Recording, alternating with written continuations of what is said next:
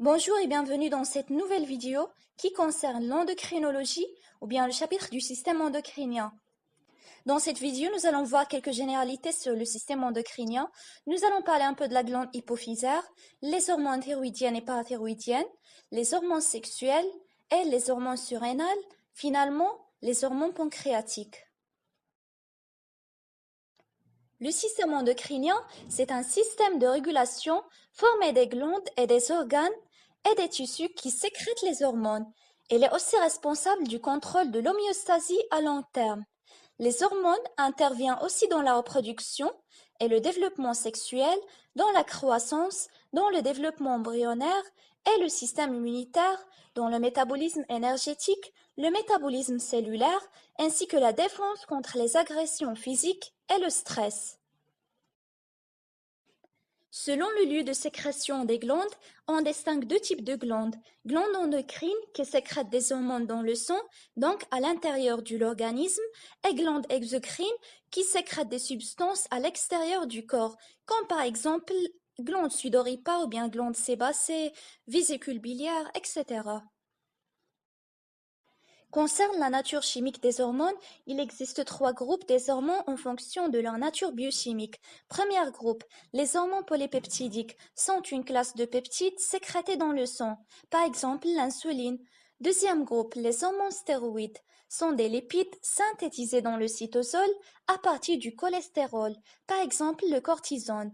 Dernier groupe, les hormones mono ou diaminées. Elles agissent sur les cellules cibles par l'intermédiaire de récepteurs spécifiques transmembranaires, par exemple l'adrénaline ou bien thyroxine.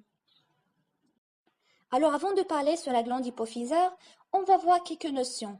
L'hypothalamus, c'est une partie du système nerveux central, mais l'hypophyse fait environ 1 cm et elle est constituée de neurones sous l'hypothalamus, comme vous voyez ici dans la photo.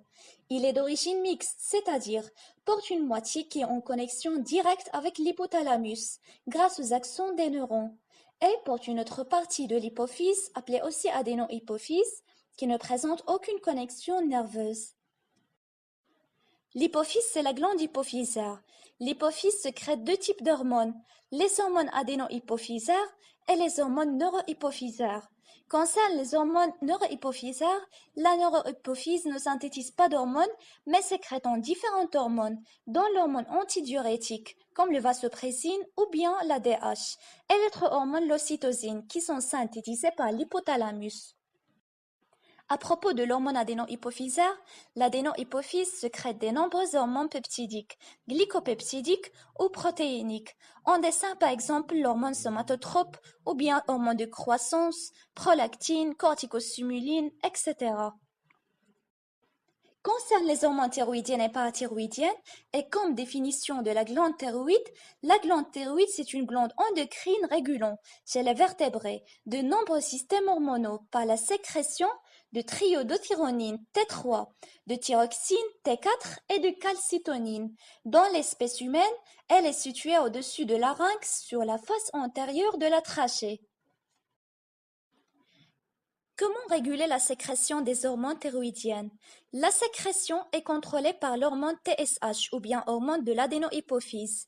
Parmi les effets de la TSH sur la thyroïde, il augmente la protéolyse de la thyroglobuline, augmente la captation d'iode par les cellules folliculaires et il augmente la taille, le nombre et l'activité sécrétoire des cellules folliculaires. Maintenant, quels sont les effets des hormones thyroïdiens sur le corps humain? Ils augmentent le métabolisme basal et la température, stimulent la consommation de l'oxygène, favorisent la production de glucose à partir des lipides ou des acides aminés, ou ce qu'on appelle néoglucogénèse, favorisent le développement du système nerveux chez les bébés, favorisent la croissance et la maturation du squelette. Quels sont les troubles des hormones thyroïdiennes? Les hormones thyroïdiennes peuvent provoquer des syndromes hypothyroïdiens, c'est-à-dire la diminution de la sécrétion de la thyroïde, peuvent aussi provoquer le métabolisme basal lent, sensation de froid dans le corps, œdème, assèchement et apaisement de la peau, léthargie. Et ainsi peut provoquer des troubles hyperthyroïdiens, c'est-à-dire l'augmentation de la sécrétion de la thyroïde, avec l'accélération du métabolisme basal, la nervosité, perte de poids, exophthalmie, pulsation cardiaque rapide et irrégulière. Contrôle du métabolisme du calcium par la calcitonine et l'hormone parathyroïdienne. La calcitonine, c'est une hormone peptidique sécrétée par la glande thyroïde. Calcitonine, c'est-à-dire la diminution de la concentration du calcium sanguin. Il stimule l'absorption du calcium sanguin par les os. Il inhibe la libération du calcium par les cellules osseuses. Les parathyroïdes.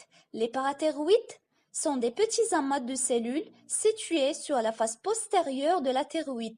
Parathormone, le contraire de calcitonine. Parathormone, c'est l'augmentation de la concentration du calcium sanguin. Il stimule la déminéralisation des os, stimule l'absorption intestinale du calcium, stimule la rétention du calcium par les reins. Concerne les hormones sexuelles, une hormone sexuelle désigne toute hormone qui exerce un effet morphologique ou physiologique sur les organes reproducteurs, les caractères sexuels secondaires ou les comportements sexuels. Les oestrogènes et la progestérone sont des hormones sexuels féminins produits par les ovaires, et l'hormone de la testostérone est produite par les testicules. Le rôle des hormones sexuelles est de stimuler la maturation et le fonctionnement des organes sexuels ainsi que le caractère sexuel secondaire. En fait, j'avais parlé en général des hormones sexuelles. Je vais faire une vidéo, Inch'Allah, qui va mieux expliquer ce sujet-là. Maintenant, les hormones surrénales.